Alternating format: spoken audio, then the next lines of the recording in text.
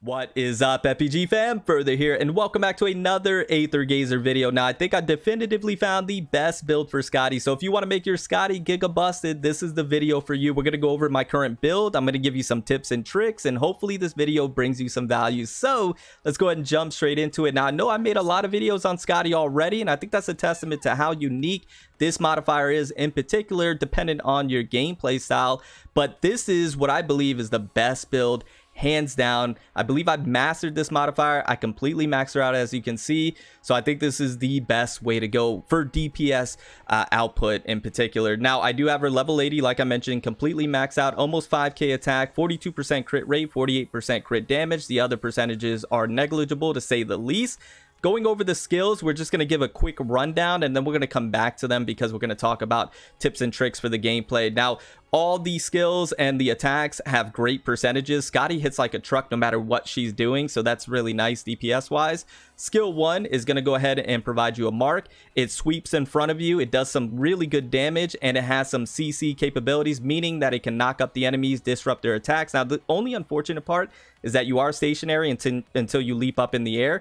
But like I mentioned, it disrupts the enemies. It's great for mobs. It does some fantastic damage, and it provides that mark that we're going to talk about here in just a second. Skill 2 is arguably my most favorite skill 2 in the game because it's a wide sweeping slash. It has fantastic mobility, which is something that we're going to be talking about a lot in today's video. Mobility, it's just insane. Once again, great percentage. I love this skill 2. Skill 3 is what I'm going to admittedly say is one that we're going to be probably ignoring for the most part when it comes to this build in particular. The skill 3 is undoubtedly what makes Skadi very unique and sets her apart from any other modifier in the game, and it's tons of fun. But with this build, it just slows her DPS down, and it's not one that is conducive to how we're going to want to play Skadi for the things that we want to do. So skill 3 is fun. It makes you mobile, makes you rangy, does some good damage, but we're going to be ignoring it for the most part. The ultimate skill is a very hard hitting ultimate skill. I can average close to 400k, a little over 400k per ultimate skill with this build. It is insane. It leaps you up in the air, big slam down, nice AoE. It's very nice. Now, the dodge skill is one that is very conducive to her gameplay, the way we want to build her and play her. Now, the dodge skill does damage. I think she's one of the few modifiers where when she dodges, it actually does damage 100% of her attack, which is nice. And then she has a barrier, which makes it very unique as well, with the hold and a counter attack. But we are going to ignore the barrier and the counterattack because I think it hampers her DPS with this build. It's not going to be the most efficient way to play her. We're just going to be dodging and doing the damage there. So those are her skills. Now with skill 1, she does provide a mark, which is going to be extremely important because with each mark, you're going to increase the damage of your charge skill by 20% and her ice damage by 10%. The 20% increase in the charge skill is extremely important for this build. So we want to get as many marks as possible. You can get up to 3. Now with the red Aether code, you can get up to 4, but spoiler alert, we're going to be going with the blue Aether code, so you can get up to a maximum of 3. Now with the access key that I currently have on her, I have her signature functor fully maxed out. Sigils, I have just the old sigil set. The reason being is because I already invested into it and fully maxed it out. I do plan on trying the new set, but I have to get the resources to do that. I've been focusing on other things, but I will try the new set, probably come back with another Skadi video and see the difference between the two and which one I like better. But as you can see, I've been min-maxing this one pretty good. I have almost a 888. I have 766, and then we have some Ice Blessing, Tactics Enhance. You know, the other ones are what they are. But the ones we focus on was the attack, the crit rate, and the crit damage. That's the one we've been really going for. We have the ice one right here, just in case you're unsure what they do. Increase ice damage by 10%, increase crit damage of ice skills and ultimate skills by 20%. That's why we can hit so hard with the ultimate. Increases crit damage by an additional 40% when landing an attack on an enemy in freeze. This is great for the team build that I put together because I use Ice Poseidon. She freezes the enemy, we get more damage. Very good. And then the Griffin's Pride increases crit rate by 3% for each modifying level obtained, stack up to 15% in total, so we can get that crit rate a little bit higher as well. That's why you see myself critting all the time with this modifier Skadi, and it's very, very nice. But once again, I do want to try the other one to see how it works. Aether code, like I mentioned, spoiler, we're going with the blue Aether code. This is hands down the best route. I tried all of them. I gave them all a shot. The blue one is the best, and it just goes into the way you play Skadi. Now, a lot of people said Skadi's clunky, and I dare say and argue that she is certainly not if you play her the way I do. And I should be having some gameplay on the screen for you right now. You should be able to see it, but the blue Aether code is hands down the best for DPS. The reason being is because when you do your charge attacks, you're going to get the marks. That's going to increase your charge attack and your ice damage, so you're doing more DPS there. But the blue Aether code allows you to do your charge attack quicker, charges up the charge attack much faster. It's a massive difference between the blue Aether code and any other Aether code that you go with.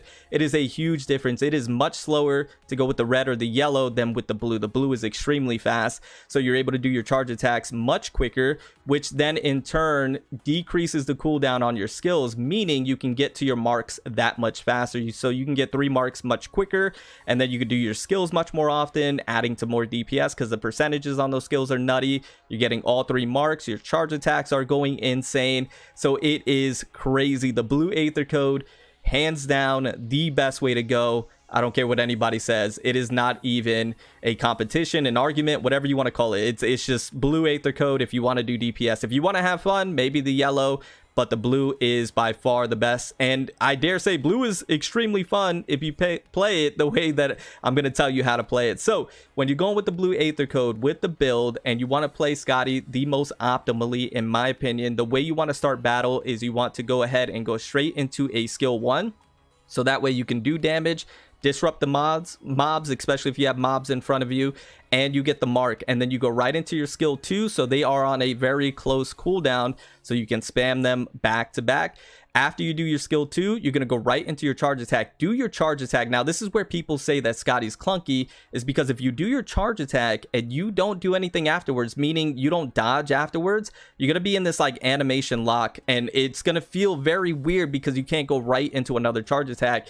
She's going to feel extremely clunky if you do it that way. But if you charge attack and then you dodge right afterwards, which remember, when you dodge, you're actually doing damage, so it's very beneficial to do this anyways. It's not just to animation cancel. You're actually doing damage while you're dodging, so you're getting benefits there. So you dodge right after you charge attack, you can go right back into the charge attack. It is seamless, it is fluid, and it makes Skadi feel that much better. So you charge attack, dodge, and then you charge attack again. By that time, you should have your skill 1 on cooldown. You do your skill 1, you get your second mark, you do your skill 2, right back into charge attack, dodge, charge attack, skill 1, skill 2. You have all 3 marks within the matter of like 7-10 seconds, if that.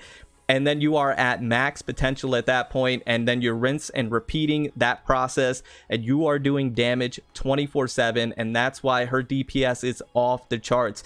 Right now, Skadi is out damaging my Living Soul Osiris. She is by far my strongest modifier, and it's just because I'm utilizing this technique with the blue Aether code. It is nutty. She is running rampant, and it is so much fun because of how mobile she is.